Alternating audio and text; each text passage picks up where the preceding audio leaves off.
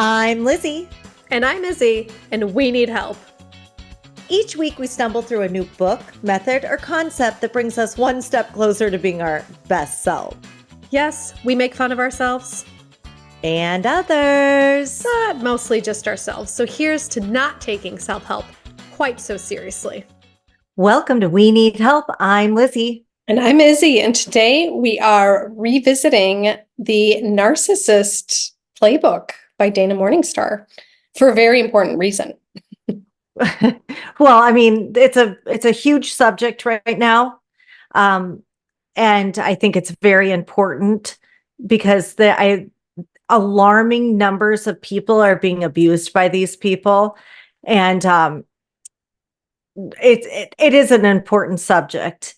But before we get into it, I want to talk about this horrible thing that happened. We were in France and then we went to Spain to see you. That sounds horrible.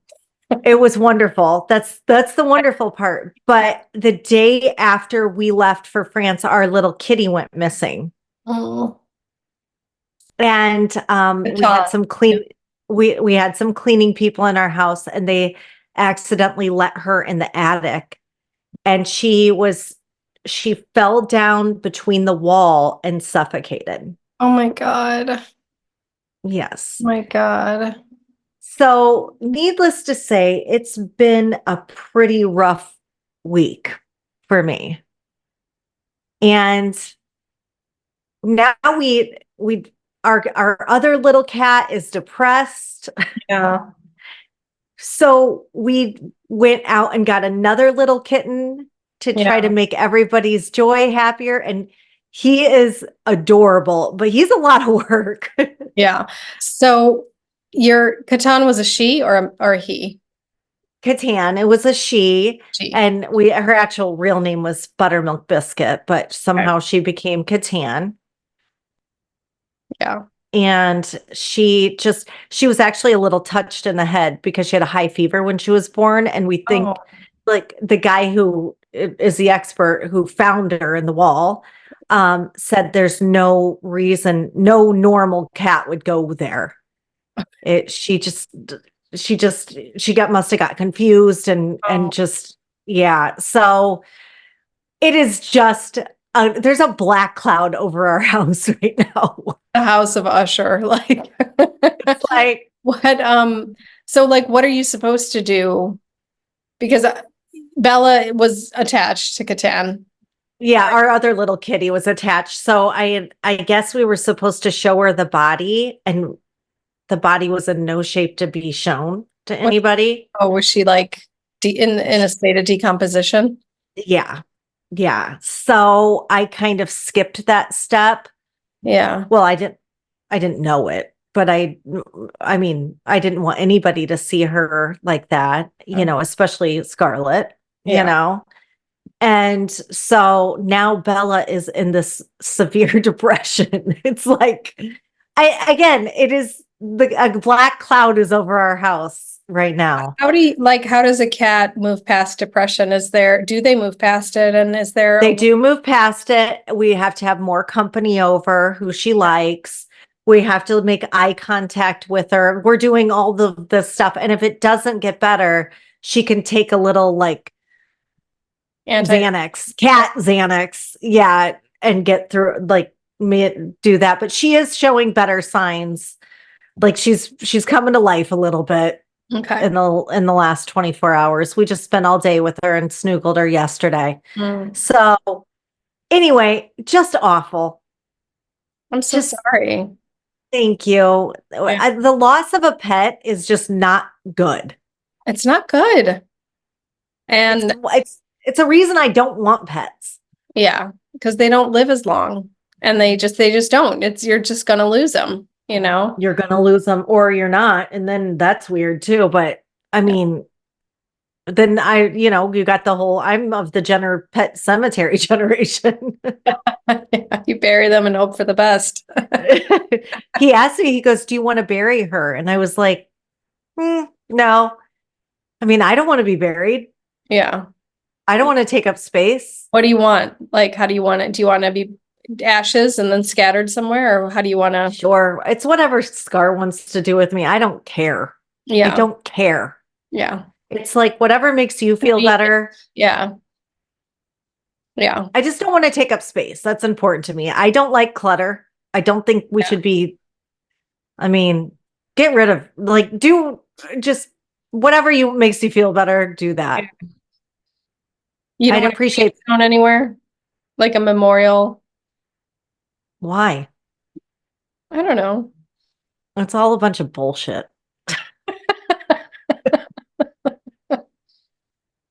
I mean, they get rid of you in 75 years. They renew, like they just get rid of it No, in they most don't. places. Really? Mhm. Wow. Yeah. Because Poland has I a mean, holiday. not if you're like Yeah. Jim Morrison or something like that, but like, I think they put caskets in landfills. Yeah. Poland has like a whole holiday around. You go back to your ancestors' graves, you clean, and then you like talk about them. Like you keep them close, kind of. So there's a whole like you go back. So like and you talk about it's kind of a day. It's when Halloween's supposed to be. Oh yeah, we've talked about that. It's Yeah. again, I don't want to be a part of it. It sounds like a bummer. I mean, I want people to talk about me, but like after 2 or 3 generations, Yeah. you know, Yeah, it's done. I'd like them to have billions of Podcast dollars. is our gravestone. Yeah, this is my gravestone. It's a little weird. It's a little weird. People are going to be watching it after we are not. All right, let's talk about this narcissism. Speaking of gravestones. Yeah. Yeah. Speaking of bearing, yeah. So like, Speaking of bullshit. so 2.5 years later, that's a while later. Like, what's Really going a on? while. Any updates? Like, Well, tell the listeners just a little bit of the background. quickly, Yeah. for just over 3 years, I was in a friendship that was close, that had to do with my child and her sport, and we were engrossed in this relationship with a narcissist, what I believe is a narcissist, my opinion. Yeah. A covert narcissist, and basically Narcissist. a covert narcissist, which is one that's like if you look it up, but it's somebody who really seems to be nice. There's malignant narcissists. They're kind of the assholes. Like you could tell. Yeah. You can just immediately tell, okay, like this guy's a dude or Yeah. this girl's like she's just, women tend to be covert narcissists, the heroes, the people who like to be the good guys. The virtue But in truth, they're just not. Yeah. And there are some major red flags that now I know what to see because we read this book, The Narcissist Playbook, which I've recommended to thousands of people since. Yeah. I keep up my research on it now because people like me and people like you and some of her other targets are very susceptible to these type of people. And there's a couple of reasons why. Yeah. They love people who like to take control of things to make things better. They love bleeding hearts. Yeah. They love empaths. They can just manipulate the fuck out of an empath because they truly don't have the same kind of feelings that we do. Yeah. They just truly don't. What's the difference between a narcissist and like a sociopath? Well, I think it's an empathy. It's a lack of empathy. A sociopath feels, but they don't. They do it anyway. But the narcissist they truly lack empathy. And so I don't really know a lot about psychopaths, but I've learned a lot about narcissism. Yeah. So, but I'm not really, I know they're both terrible to have in your life. Yeah. So that's one similarity. I wonder if there's, because I know it's like really difficult to treat like a sociopath or sociopathic behavior, but I wonder if it's because I guess treatment for narcissism, like you have to admit that you're a narcissist, which sounds like something a narcissist would not do. So they would never do it. They would never do it. In fact, if you are being abused by a narcissist, there probably is a good chance that you've said to yourself, I think I might be a narcissist. Mm. Mhm. So Yeah, because you're the narcissist. Okay. you feel like you might be the narcissist. And if you've had that thought, there's a good chance you're being abused by a narcissist. Interesting. What Because they would never in a million years think that they would never in a million years think that they're a narcissist. So you were in a abusive narcissistic relationship. Just a friendship. Yeah. And my child was wrapped in it too. And our other friends were wrapped in it too. And she discarded us, which was you and yes, and my husband and basically our best friends, like mutual best friends. And I basically became the enemy to everyone that was left behind because there was several other families that were involved with it. Yeah, so they all turned on you like an episode of like Mean Girls or something like. Well, she was behind, and I know this now because they're free and they've come to me and apologized, every single one of them. Wow. She was going behind my back and talking behind my back and telling them I'm controlling, telling them I'm psycho, telling them that I'm this, that, and the other thing. And the whole time I'm like, wait, I'm what? I'm trying to help everybody, like for no reason, but like I was just trying to make things better for everybody. But she was going behind their back and setting me up. And then she would tell me things to tell them that would help them. And it would seem like I was controlling them. Do you see? Like it's very extremely manipulative the way that they do it. Exhausting to be a narcissist. Like you just have to constantly be, thinking of like ways to manipulate. And then it seems really exhausting to be in a relationship with a narcissist. Like, were you just tired? Like I was exhausted. I had adrenal fatigue and which led down a whole nother row of issues. But I think it was a lot to do with that exhausting relationship. And I do think it is miserable to be the narcissist. I mean, I'm so empathic. I can see how that could be horrible because you're always looking for a fix and all you care about is being admired. All you care about is being your image. All you care about is being viewed as some sort of, you've got a hero complex, or you want people to look up to you in some way, shape, or form. And that does feel good when it happens. But if that's all you care about, you're really going to be in trouble. And that's got to be exhausting because at the end of the day, there's not a lot of people who really give a shit, unless you're manipulating. So she was going back behind my back. Lizzy's this, Lizzy's that, Lizzy's this, Lizzy's that. Well, since then, every single one of those families and every single one of those people have, except for one, and it was the one that I called out on the podcast for saying that she was virtuous signaling me.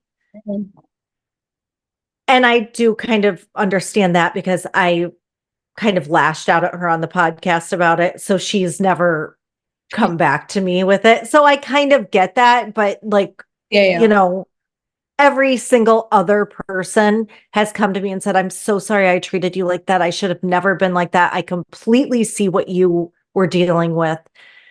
I was being manipulated. I've even got like, she had a little assistant who had lived with us several times and she manipulated.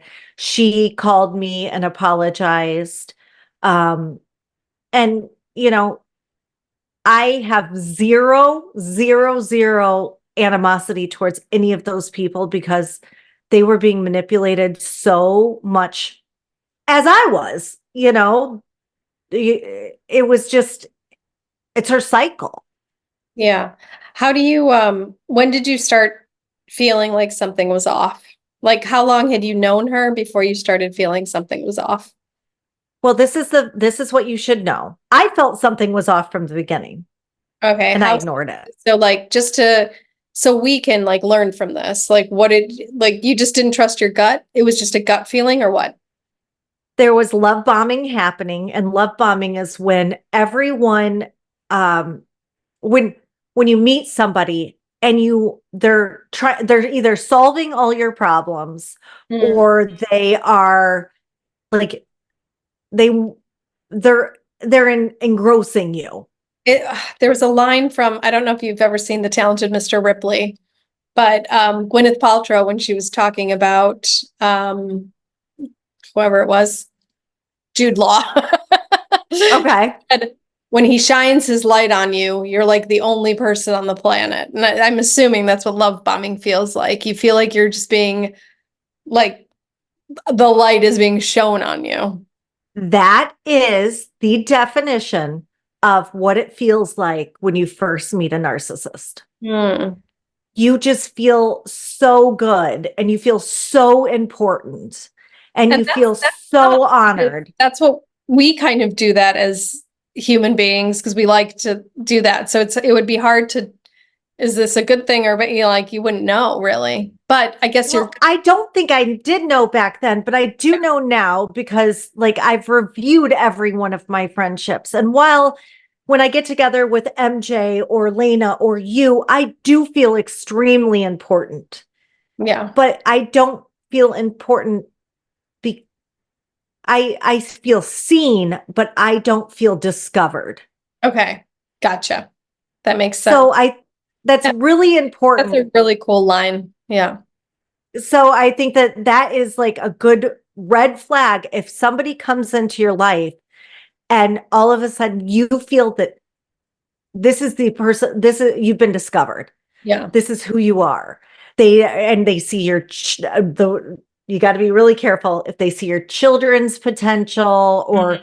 you know, anything that's important to you, they're going to lock on to hard, Mm. hard. Mm. Normal people don't do that.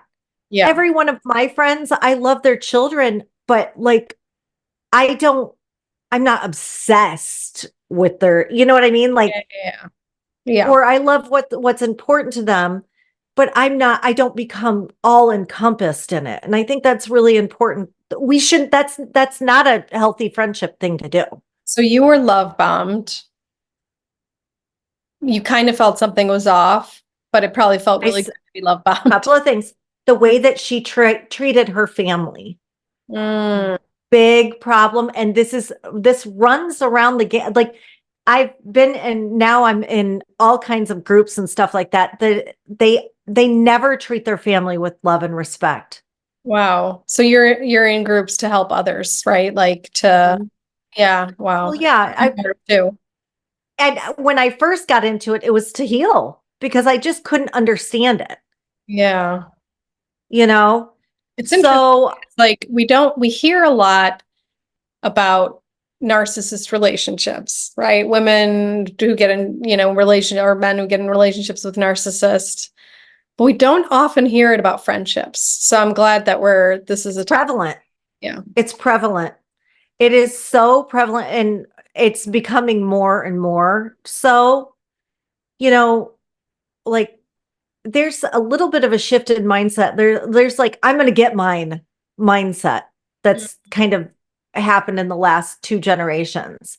And I think it's becoming more of, you know, an issue. And I think there is a lot of people in, you know, the last few generations that maybe have been hurt in their young childhood. And that is where this stems from, is they either felt too important or not important enough in their young childhood. Yeah. And it can really screw them up. Okay. So, hey guys, remember to go to We Need Help, the podcast, for all different kinds of stuff like our swag. You can find the episodes, you can find the books that we're focusing on, all the methodologies. Please go to We Need Help, the podcast today, and enjoy the rest of the episode. So what did Anyway, what, like, in retrospect now, because you maybe talk a little bit about how you got untangled from this, how you got out, and then in retrospect, 2.5 years has gone by. What have you learned? so every day that went by, I realized more and more it was not me. Because I wanted to take full responsibility for the whole thing. And I did take my accountability. But I wanted to say a few more things that were red flags, just so people can understand it, because I really hope this helps people. Yep. Is okay. She didn't treat her family well. Okay. She didn't respect anybody's, like, she didn't respect things. And I know that sounds like, wait, she wasn't materialistic. No, she didn't even, like, she would treat things like shit that people had spent a lot of money on. Like it was like a complete lack of, it was almost like an entitlement. Okay. Also, she was very open and welcome to people giving her things. She was she gave off the idea that she was better than everybody. Wanted to be her. Everybody wanted to be us, as she would say. And I was like, that's kind of weird. Yeah, that's like Devil Wears Prada. Everyone wants. Yeah, but I mean, she was actually doing something, for it. But, and she, like, there was always something, like, she would always name drop. And I think that's like something that they do. Like, that's a red flag. Name dropping is a red flag. Yeah. Anybody who acts like they're important for any other reason than what they're actually physically doing is very well could be a narcissist. Okay. You're not just better because you're standing there. There's nothing about that. Yeah. You're better if you're kinder. You're better if you're more loving. You're better if you're, harder working, whatever. But I was always like, that's red flag, red flag, red flag. And I saw all those early. So I hope that helps anybody who, and also I noticed that she didn't have a lot of friends, like long-term friendships. Yeah, that is one of the flags. Yeah. What anything else like that you can think of? I know gaslighting, we talked about that, where you were constantly questioning your own feelings. Like, that's well into it. That's well into it. That was 2 years into it, where I was like, what the fuck is going on here? Okay. Yeah. Yeah. Like, they don't start that stuff in the beginning. And by the time you're there, you're so deep into it, you're so manipulated that, like, you have to really make some strong decisions. Yeah. And at that point, like, that's when you realize, okay, I need to have an exit strategy. I need to go gray rock. I need to figure this out. Like, and I encourage everyone to read the Narcissist Playbook, or a crash. She has a crash course in understanding, navigating, and healing from narcissistic abuse. That's Dana Morningstar. And I do encourage everybody to read that. Yeah. I truly do. Going gray rock is just being boring, like, so boring, not reacting. Yeah. Okay. But if you're in a relationship where you are questioning every single part of yourself all the time, please read that book, because you're probably in with a narcissist. And this kind of toxicity does not have to be like somebody with bona fide NPD. I mean, if you're in a relationship, personality disorder. Yeah. Exactly. Exactly. You need to read it, because there are toxic people out there with narcissistic tendencies. They don't just, I mean, everybody has slight narcissistic I think tendencies. it's like the spectrum, right? Like the spectrum of autism, there's probably a spectrum of narcissism. Absolutely. Absolutely. And there's all different kinds, and we should all know about it. Yeah. Yeah. You know, so I highly, highly recommend it. You know, in those early stages, I was like, you know, I felt so like she was just, you know, she was so all in to me. I know. And I And remember like you saying such good things about her. Like we would talk and you're like, we'll bleep that out. We'll have Jason do that. You're like, blah, blah, this, blah, blah, that. You were just like, yeah, yeah, really, you know, all about her. And I was like, oh, I I was can't all wait to about meet it. her. Interestingly enough, she was kind of bitchy to me when I met her because I flew down to Florida and she was very I standoffish. remember that. And I was like, okay, but I was probably a threat. They don't like when you have somebody else that's important to you. Yeah. Because they They like don't to like it. isolate, divide and conquer, right? Yes, they are looking for you for supply. So they don't like you to have any other friends. They Yeah. don't like you to have any other family members. She triangulated my family and I like crazy. We didn't know you know, I mean it really really really it was long, and it's a long game because they're trying to get power over you. And they want powerful people to get power over. Question. Like, I'm just curious, like, at some point they start losing everybody, right? Like she lost you, then she started just losing everybody. She's lost everyone. Do they ever get to the point where it's like, I have to change? Like, I wonder what the like statistics are around that. Like, I know that there are people who believe that narcissists can go in a behavioral therapy program, but it takes a very long time, and they really have to be willing to look at themselves, and they have to be there's a rock bottom. And I mean, it's a lot of people believe they cannot be rehabilitated. now, question, just a hypothetical. If she were to go through loads of therapy and come back to you and try to make amends, would you hear her out? What are your thoughts on that? Because you know, it's been a few years now, and how do you feel about that? I Or mean, is it I kind feel of like so that bridge is burned? indifferent towards her. I feel so indifferent. Mhm. I mean, she literally is a blip in my life. Yeah. I will last forever in hers. I will always be a dark spot on her. You know what I mean? Yeah. But for me, she's just been a learning. She's just been a lesson. Yeah. Like she's actually enriched my life so much, because the people who left, I mean, she had one family and my family like hating each other to like hating each other, and my other friend, I mean, the whole thing. And we're actually better friends than I think we would have been if we hadn't experienced that kind of learning lesson together. So, I mean, I'd probably say, you know what? Thank you for the lesson. And, you know, I would never, ever trust in Yeah. her. I don't care. I would never want to be associated with her. But, you know, because I mean, she messed up. She Yeah. messed up bad. She Yeah. put people in danger all the time. She put children in danger. In my opinion, you know, I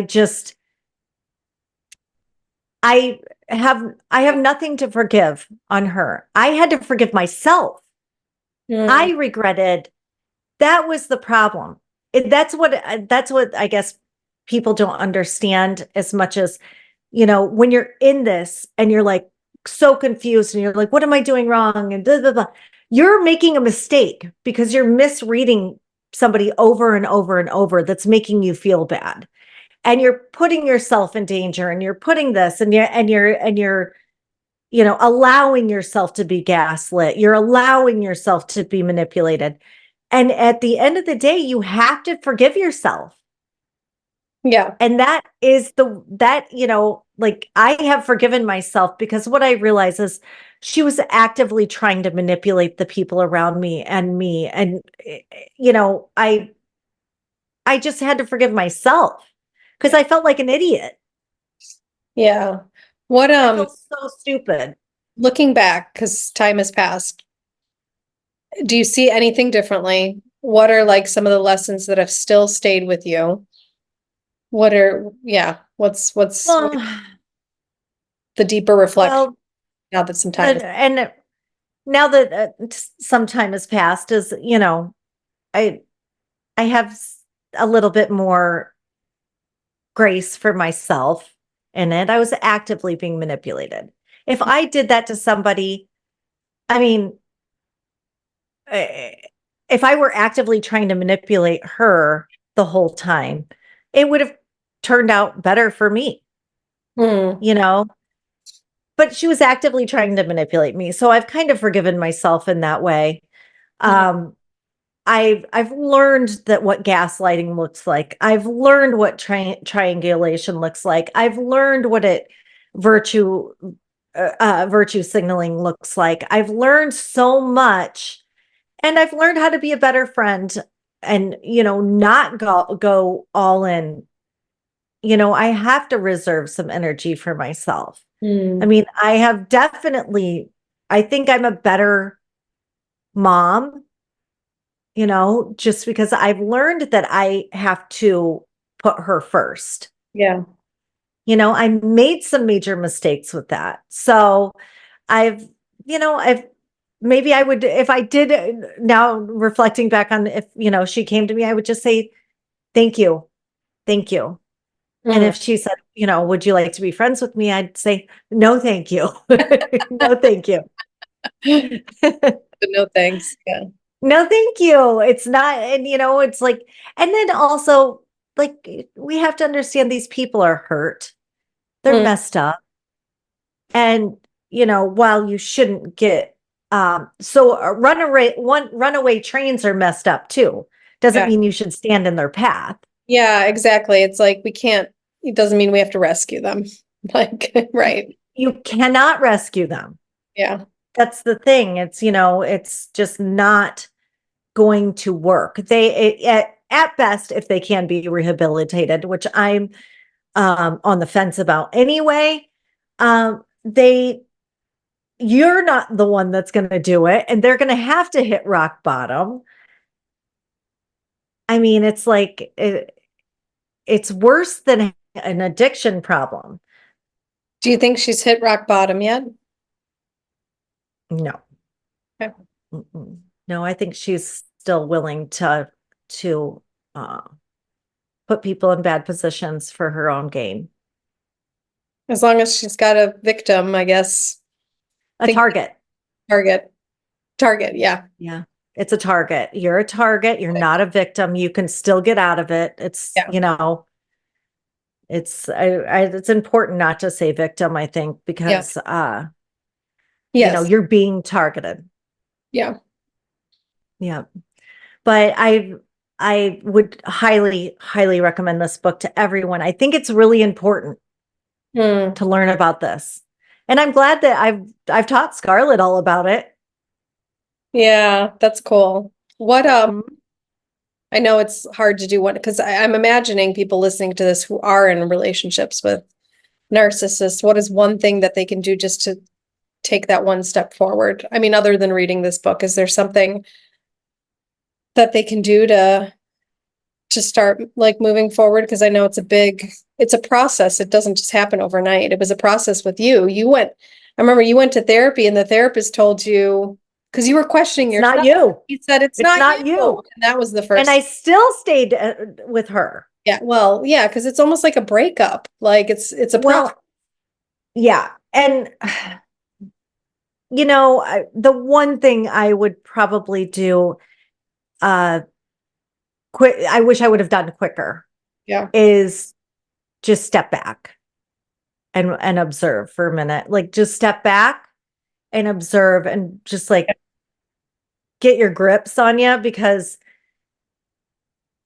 I was I was in a whirlwind. And Yeah. this is just a friendship. This is not a lovership.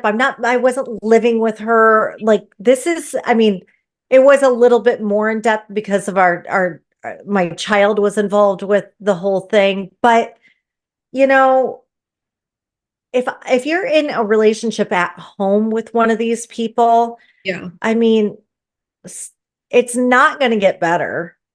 Yeah. Life shouldn't suck. If it's sucking, there's a problem, Yeah. right? Yeah. I mean, a healthy life doesn't suck. I mean, I will say it's not been easy the last week with this cat dying, but it still hasn't sucked. Yeah. You know, it's like, Yeah. How long did it take you to get over that relationship? Like how long until you felt, because you were drained of energy, I remember you were so tired. How long did it take you to like fully recover? Or are you still not totally recovered? um, I'm not the same person I was at all. I will never be the same person because I see people differently now. And that's one thing that people who have suffered in a narcissistic relationship always say is they're just not the same people. Um, but I will say I'm a better person. Yeah.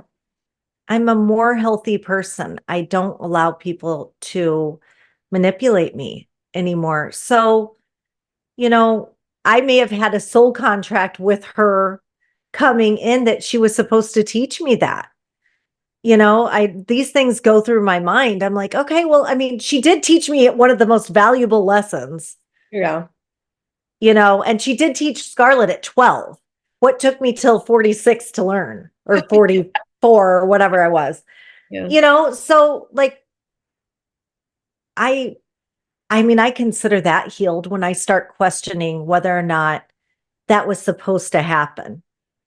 That's kind of feels like a heal because like when people have died in my life and I'm just a nightmare, I'm grief stricken. And then I come to a point where I'm like, okay, that was probably supposed to happen because I am better. I love people better. I this, I that, Yeah. so,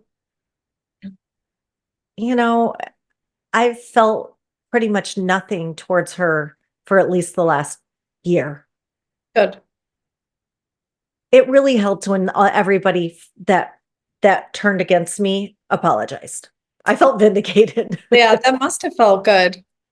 Felt Yeah. really good Yeah. because they painted me as a crazy, and I know I'm crazy in some ways, but not like crazy crazy. Yeah. So, but I just Dana Morningstar, highly recommend all her books. Read them. Yeah. It helped you. Helped me a lot. What are we doing next? We're going to do the glucose revolution next. It's all about the order of which you eat things and how glucose affects weight gain, weight loss, energy levels, which I'm all. Okay. So yeah, just it's a wonderful book, and that's what we're doing next. Sweet. I'm excited. I I'm want re- to I want to lean down. yeah, I want my energy levels to improve. And I want also to lean down a little bit. And yeah, my neighbor's brother, who's like not a diet person at all, like Okay. he's like, no, no, no. Just read this book, changed the order of things that he was eating. Okay. And there's like a couple tips. He just started doing the tips. Like he didn't really change a whole lot. And in a month lost like 7 or 8 pounds, which he had never lost weight before. So Okay. he said it's pretty easy. You just change, you just eat things, the same things, but in a different order. I'm like, okay, I'm down with that.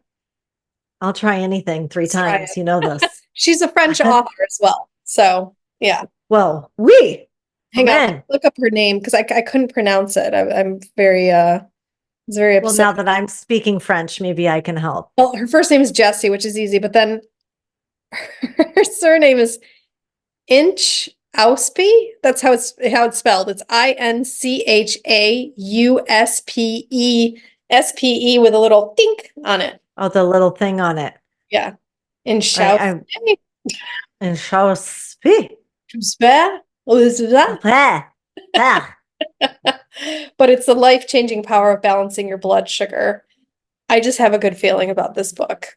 So I have a good feeling about it too, and I'm excited to do it. yeah, and I need my energy levels have been crap lately. I've been exhausted at weird times.